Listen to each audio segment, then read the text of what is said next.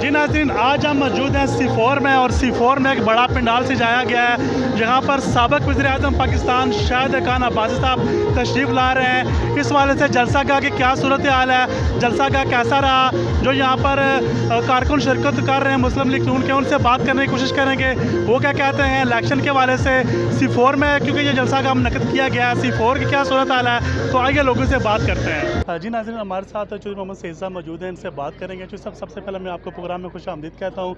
एक दफ़ा फिर आपका अपना आमना सामना हुआ है, तकरीबन 4 दफ़ा इलेक्शन हुए हैं इस तकरीबन 5 साल के अंदर। तो क्या समझते हैं, ये आपके लिए ठीक है या नहीं ठीक, एक बिज़नेसमैन के लिए? नहीं, बिज़नेसमैन, जब मैं बिज़नेस करता हूँ तो बिज़नेस टर्म में सोचता हूँ, जब सियासत करें तो फिर सियासी टर्म में सोचना पड़ता है।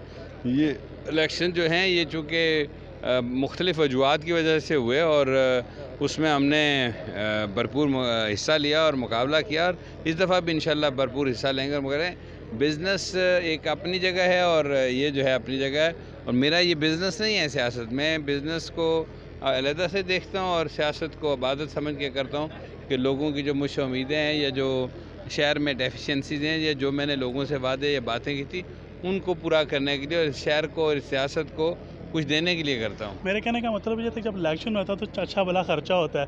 अभी देखें ना कि बाप जो सदर है, चाचा मिनिस्टर है, तो उनसे मुकाबला कैसा देख रहे हैं?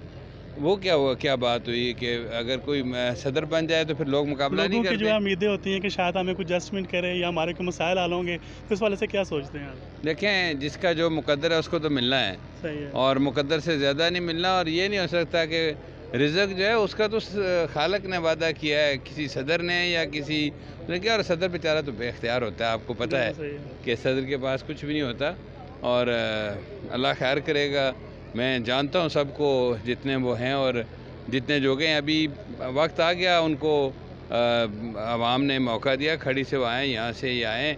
अगरचे इस इलेक्शन पे हमारे शदीद तहफ़्फ़ुज़ात हैं, लेकिन मैं समझता हूँ कि आएँ, खिदमत करें, और फिर हमारे 5 साल जो हैं, जिसमें से 2.5 साल हमने हुकूमत की और 2.5 साल में बराह रास्त हुकूमत में रहा और 2.5 साल हमारी हुकूमत थी, तो उसमें जो हमसे बन पड़ा वो खिदमत की, और वो ख़ुद बोल रही है खिदमत। ये सड़कें देखें, पीने के पानी को देखें, बिजली के निज़ाम को देखें, स्कूल कॉलेजेस देखें, हॉस्पिटल देखें, दिल का हॉस्पिटल, ये सारी चीज़ें ख़ुद बोल रही हैं कि हमने पिछले 30 सालों में, जब इनका यहाँ पे पहले भी तो बिला शिरकत गए रहे थे, एक भाई वज़ीर-ए-आज़म था, एक भाई वज़ीर था, 2 ही सीटें थी, वो तीसरी थी नहीं। कोशिश कर रहे थे बनाने की, बेटे के लिए तो उनकी बड़ी पुरानी ख्वाहिश थी कि उसको एडजस्ट करें, लेकिन ये तो लोगों ने फ़ैसला करना है कि ये जो ख़ानदानी इजारादारी कायम की जा रही है ये चलेगी या ये एक मुख्तलिफ़ लोगों का।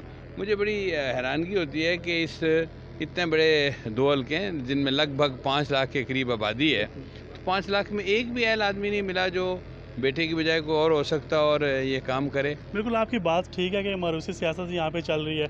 मुझे ये बताइएगा, इस दफ़ा इलेक्शन में आप आवाम के क्या तासरात देख रहे हैं, आपके साथ कैसा जो है ये कम बैक कर रहे हैं आवाम? लोग इस बात को अप्रिशिएट कर रहे हैं कि हमने जो सफ़र शुरू किया था और जो लोगों से वादे और बातें की थी वो पूरी की, और उस पर लोगों ने हमें रिस्पांस भी किया। अब जो रियासती जबर है, अब इस वक्त आप शायद देख रहे होंगे कि पूरी इंतज़ामिया भरपूर तरीके से हुकूमती कैंडिडेट की कैंपेन चला रही है, तो वो हुकूमती जो एहलकार हैं उनकी क्यों ज़रूरत पड़ी कि वो इसमें हिस्सा लें? इसलिए कि उनके पास वोट नहीं है। मुझे कल एक शख्स ने कहा, यार इन्होंने तो, जो सरकारी मुलाजम हैं उन्होंने तो हमारे कपड़े फाड़ दिए हैं कि हमारे पीछे पड़े हैं, कोई इधर से आ रहा है, कोई दाएँ से आ रहा है, कोई बाएँ से आ रहा है, कोई ऊपर से आ रहा है, कोई नीचे से आ रहा है। तो ये चीज़ें अच्छी नहीं हैं। रियासत में जो जमहूरियत है उसके लिए अच्छी नहीं है। इसका जो इम्पेक्ट है वो बाहर बड़ा ख़राब होगा। अब जो इनके जो इरादे हैं ना वो आहिस्ता आहिस्ता ज़ाहिर हो रहे हैं। अभी वो गिलगित बल्तिस्तान को सूबा बनाने के लिए कैबिनेट में ला रहे थे रेजोल्यूशन, तो ऐसी बातों से ज़ाहिर हो रहा है कि अभी तक उनको ये 2/3 नहीं है। अगर ये हुई तो जो हमने माली खुद मुख्तारी हासिल की, जो आज सूबों से ज़्यादा है, मुझे डर लगता है कि कहीं वो सारी ये वापस लपेट के उनको ना दे। सब तहरीक इंसाफ के वाले से बात करते हैं। जब ये एक वज़ीर-ए-आज़म का अनाउंस करना था, वो काफ़ी मसाइल जो है वो आपको पता है, सबको पता है, किसी दुखी छुपी बात नहीं है। अभी तहरीक इंसाफ की जो सदारत थी वो भी एक ऐसे बंदे के पास चली कि जो पहले तहरीक इंसाफ में था, ये नहीं आज़ाद कश्मीर में, उनका जो है ना कि सारा कुछ रोल ही नहीं था। तो कैसा देख रहे हैं उनकी गवर्नमेंट का, चल सकती है या नहीं चल सकती? میرے بھائی یہ تو جو ان کا انٹرنل مسئلہ ہے نا کہ صدارت کس کو دینی ہے کس کو نہیں دینی ہے، ہمیں جو نظر آ رہا ہے کہ یہ ابھی جوتیوں میں دال بٹے گی. ابھی آپ دیکھیں کہ میں نے یہ نہیں سنا کم از کم کہ جی حکومت بن گئی ہے اور آدھے وزراء جو ہیں میٹنگ میں نہیں جا رہے ہیں. میں نے نہیں سنا کہ پارلیمانی پارٹی کے ممبران جو ہیں وہ اپنے مطالبات لے کر علیحدہ سے بیٹھے ہوئے ہیں کہ جی کریں گے. تو اس حالت میں اگر یہ کریں گے مل بھی جائیں، ایک تو بلیک میلنگ بڑی ہو گئی ہے اور دوسرا یہ پرفارم نہیں کریں گے. پچھلے اس سال جو سپٹمبر تک پہلا کوارٹر تھا اس کا 4 ارب روپیہ خرچ نہیں ہو سکا، لیپس ہو گیا. تو اس کی وجہ یہی ہے کہ ان کا جو انٹرسٹ ہے اور انٹرسٹ لیول ہے وہ یہ نہیں ہے. ان کا انٹرسٹ لیول وزارتیں سنبھالنا، پروٹوکول لینا، صدر منتخب ہونا یہ ہیں. جب ان باتوں سے ہوش آئے گی شاید بہت سارا پانی پلوں سے نکل چکا ہوگا. جب دو آخر میں سوال کروں گا، ایک ذیلی کنبہ جات کے والے سے آپ کا الزام لگتا ہے جی کہ نون لیگ گورنمنٹ نے وہ سارا کچھ ختم کر دیا تھا. دوسرا گیس کے والے سے آپ سے بھی میری بات ہوئی تھی، آپ نے بڑا اچھا ایک کام کیا تھا، وہ کام کہاں تک گیا تھا آپ کے دور میں؟ دیکھیں گیس کے لیے ہم نے بڑی ایفرٹ کی، 25 کروڑ روپیہ لا کے MDHA کے اکاؤنٹ میں ڈال دیا اور گورنمنٹ آف پاکستان جس کے پاس یہ محکمہ ہے جو گیس کو ڈیل کرتی ہے، ہم نے بارہا جناب وزیر اعظم نے بھی اور میں نے بھی کوشش کی لیکن انہوں نے اس پہ رسپانس نہیں کیا. اسی طرح جو 19-20 کا بجٹ تھا اس میں 20 کروڑ روپیہ جو، اور یہ کوئی زبانی جمع خرچ نہیں ہے. MDHA سے یہ بات ویریفائی کی جا سکتی ہے کہ یہ رقم کب ان کے پاس آئی تھی اور کتنے عرصے سے ان کے پاس پڑی ہے. اور اسی طرح جو 19-20 کا بجٹ ہے اس کو اگر آپ دیکھ لیں اس میں جو بجٹ بک ہے تو 200 ملین 20 کروڑ پیج ہیں میرپور شہر کے لیے رکھے گئے تھے. اور یہ بات ہوئی تھی جناب وزیر اعظم سے کہ یہ خرچ ہو جائیں تو پھر پرپیچول یعنی تسلسل سے یہ فراہم ہوں گے جب تک میرپور کے تمام علاقوں میں گیس کی سپلائی مکمل نہیں ہو جاتی. لیکن چونکہ پہلے سال والے استعمال نہیں ہو سکے تو یہ آگے نہیں گیا. جہاں تک ذیلی کنبہ جات کی بات ہے اس میں ہم رکاوٹ نہیں تھے. پاکستان تحریک انصاف کی حکومت جو ہے پاکستان میں وہ ان کو ختم کر کے یہاں پہ نیا پاکستان ہاؤسنگ اسکیم بنانا چاہتی تھی کہ یہ زمین جو ہے یہ پہلے میں ایک اور بات کر دوں کہ جتنے ہمارے پاس ذیلی کنبہ جات کے کلیمز ہیں اس کے مطابق ہمارے پاس 3400 کنال خالصہ موجود تھا جس کی ہمیں کوئی قیمت نہیں ادا کرنی پڑ رہی تھی. اور وابڈا نے جب انکار کر دیا تو حکومت نے فیصلہ کیا کہ پرائیویٹ لینڈ ایکوائر نہ کی جائے بلکہ وہ رقم جو ہے وہ اس کی ڈیولپمنٹ پہ لگا کے لوگوں کا مسئلہ حل کیا جائے. تو اس کے لیے ہم نے یہ تیاری مکمل کر لی اور سارا کچھ کیا. لیکن پھر بدقسمتی سے جب یہ ہوا کہ حکومت پاکستان کی دخل اندازی شروع ہو گئی، چیف سیکرٹری صاحب نے یہاں پہ نیا پاکستان ہاؤسنگ اسکیم کے لیے کام شروع کیا تو پھر ہمیں فکر لاحق ہوئی اور ہم نے ان کو روکنے کے لیے بھرپور اقدامات کیے. وہ خالصہ زمین جو ہے 3400 کنال وہ موجود ہے، اس کا نوٹیفیکیشن موجود ہے، وہ کینسل نہیں ہوا. اور اس کے لیے جو حکومت نے کمیٹی بنائی تھی ٹو آئیڈینٹیفائی کہ ایکچوئل ذیلی کنبہ جات ہیں کتنے اور پھر ان کا استحقاق طے کر کے کمشنر صاحب کی سربراہی میں وہ کمیٹی بنائی تھی وہ طے کر کے ان لوگوں کے لیے ڈیولپمنٹ کا کام شروع کیے. اور جو ہمارے آخری مذاکرات ہوئے تھے متاثرین سے اس میں یہ باتیں طے ہوئی تھیں کہ وہ یہ ہمیں بتائیں گے کہ ہم نے جو کٹ آف ڈیٹ ہے وہ کیا ہے، اس کے بعد جو لوگوں کا تعین ہوگا ان کا استحقاق ہوگا تو پھر ہم اس کے مطابق ڈیولپمنٹ جو ہے. پھر سب آخری سوال، مسلم لیگ نون کی جب گورنمنٹ تھی تو آپ جس طرح وزیر تھے آپ کو ایک وزارت دی گئی تھی، آپ اس وزارت پہ خوش تھے؟ اور دوسرا جو کارکن کچھ آپ کے ناراض جو ہے نا وہ آگے پیچھے جا رہے ہیں اس والے سے کیا کہیں گے؟ دیکھیں وزیر جو ہوتا ہے جب وہ کیبنٹ پہ بیٹھتا ہے تو ہر وہ چیز جو ریاست میں ہو رہی ہوتی ہے اس کی نظر سے گزرتی ہے. وزارت چھوٹی ہو یا بڑی ہو اس کو پتہ ہوتا ہے. یہ وزیر اعظم کی صوابدید ہوتی ہے کہ وہ کس کو کہاں بٹھائے اور کون سی وزارت دے.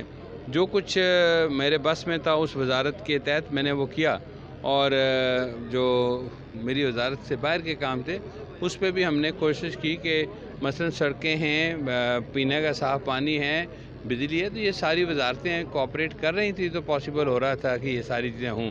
تو اس لیے کوئی مشکل درپیش نہیں آئی. اور میرا ٹارگٹ کوئی وزارت لے کے پیسہ کمانا نہیں تھا، میرا ٹارگٹ جو ہے وہ جھنڈا لہرانا نہیں تھا، میرا ٹارگٹ پروٹوکول لینا نہیں تھا. میرا ٹارگٹ تھا کہ میں نے لوگوں کی خدمت کرنی ہے اور اس کے لیے صرف اتنا کافی تھا کہ میں کیبنٹ میں بیٹھا ہوں اور وہاں جو مسئلے میرپور سے متعلق آئیں گے یا میں ریز کروں گا میرپور سے متعلق تو کابینہ اس پر پازیٹیو رائے دے گی. پھر سب کافی لوگ آپ سے فائدہ اٹھاتے رہے اور آپ سے جو ہے نا چلتے رہے مسلم لیگ نون کے دور میں، ابھی وہ کافی آگے پیچھے ہو رہے ہیں، ان والے سے کیا کہیں گے؟ دیکھیں یہ جو ہے ہوتا ہے سیاست میں.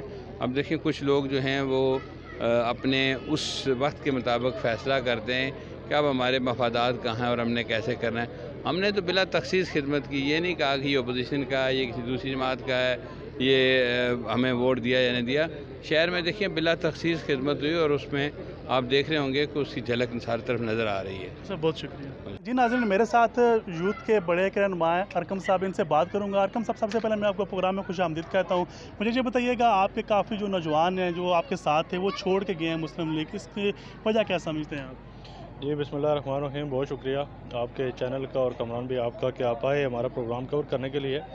اور دوسری بات یہ ہے کہ جو آپ کے سوال کی جہاں تک بات ہے, میں سمجھتا ہوں کہ بڑی جو سیاسی جماعتیں ہوتی ہیں اس میں لوگ آتے بھی ہیں اور جاتے بھی ہیں, تو یہ ہر جانے والے کا ایک اپنی سوچ و فکر ہے. اور میں ذاتی طور پہ یہ سمجھتا ہوں کہ جو کمیٹڈ لوگ جو آج سے 10 سال پہلے مسلم لیگ نون کا ایک قافلہ لے کے چلے تھے, وہ الحمدللہ آج بھی مسلم لیگ نون کے ساتھ کھڑے ہوئے ہیں. اور اس پنڈال میں آج دیکھیں آپ کو بڑے پرانے چہرے نظر آئیں گے جو وفاق کی ایک علامت بن کے کھڑے ہیں اور الحمدللہ آج مسلم لیگ نون کے ساتھ کھڑے ہوئے ہیں. وہ جی صاحب, جو لوگ چھوڑ کے گئے ہیں ان کا شکوہ تھا کہ ہمیں جو ہے نا کچھ ملا نہیں ہے, ہمارے جو ہے نا نوکریوں کے مسئلے حل نہیں ہوئے, جو لوگ ہمارے ساتھ چل رہے تھے ان کو جو نظر انداز کیا گیا. تو اس والے سے کیا سمجھتے ہیں آپ؟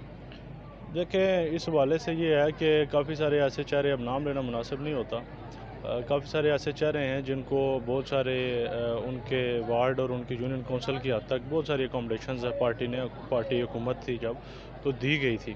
لیکن بات یہ ہے کہ جب ایک مفادات کا ایک جو وہ چسکا جسے کہتے ہیں وہ لگ جائے تو اس کے بعد وہ میرا خیال ہے نہیں رہتے. لیکن میں ذاتی طور پہ سمجھتا ہوں کہ جو سیاسی کارکن ہوتا ہے, جو ایک تربیت یافتہ سیاسی کارکن ہوتا ہے, اس کو غرض نہیں ہوتی کہ وہ حکومت میں ہو یا اپوزیشن میں ہو, وہ اپنے لوگوں کی فلاح کے لیے اپوزیشن میں ہو یا حکومت میں ہو وہ ہر ٹائم کام کرتا رہتا ہے. اس دفعہ ضمنی الیکشن میں کافی چینج نظر آ رہا ہے, تو کیسا دیکھ رہے ہیں اپنی جماعت کو, جو سید صاحب کو کیسا دیکھ رہے ہیں, کیونکہ آپ وہ کارکن ہیں جو ہر دم ساتھ ہوتے ہیں, ساتھ چلتے ہیں, تو کیا دیکھ رہے ہیں؟ کامران بھی, اس الیکشن میں ذاتی طور پر سمجھتا ہوں 2 حلقوں میں آزاد کشمیر میں الیکشن ہو رہا ہے اس وقت, ایک چڑوئی میں اور ایک میرپور میں. یہ 2 ماہ پہلے الیکشن ہوا اور تمام جو پارٹی کارکنان تھے انہوں نے بڑی انرجی کے ساتھ الیکشن لڑا اور اپنی تمام تر توانائیاں صرف کی ہیں الیکشن کے لیے. تو دونوں حلقوں میں جو دیکھ رہا ہوں کہ جو ووٹر کی پلس ہے وہ بڑا سائلنٹ ہے, کیونکہ ابھی ایک یہ بڑا سٹیمنا گیننگ پروگرام ہوتا ہے سارا. تو اس میں ذاتی طور پہ سمجھتا ہوں کہ بڑی خاموشی کے ساتھ معاملات چاہ رہے ہیں. انشاءاللہ تعالی ہم کو امید ہے کہ مسلم لیگ نون جو اپنے ترقیاتی کام میں اور جو اپنی ایک پاکستان میں جو انہوں نے ڈیلیور کیا اس کی بنیاد پر انشاءاللہ تعالی الیکشن جیتے گی. لیڈ کتنی دیکھ رہے ہیں اگر میں اتنی بتائیے گا؟ دیکھیں, سیاست اگر مگر کا کھیل نہیں ہے. بات یہ ہے کہ انشاءاللہ تعالی 3 سے 4 دن رہ گئے الیکشن میں اور رزلٹ سامنے آ جائے گا سب کے. جو زیادہ محنت کرے گا انشاءاللہ تعالی وہ الیکشن جیتے گا. بہت شکریہ. جی ناظرین, آپ نے چودھری محمد سید صاحب کی اور دیگر احباب کی گفتگو سنی. تھوڑی دیر بعد یہاں پر سابق وزیر اعظم پاکستان شاہد حقانی بادشاہ تشریف لانے والے ہیں. ہم آپ کو باخبر رکھیں گے. اگلے پروگرام تک لکھ کر اجازت. اللہ حافظ.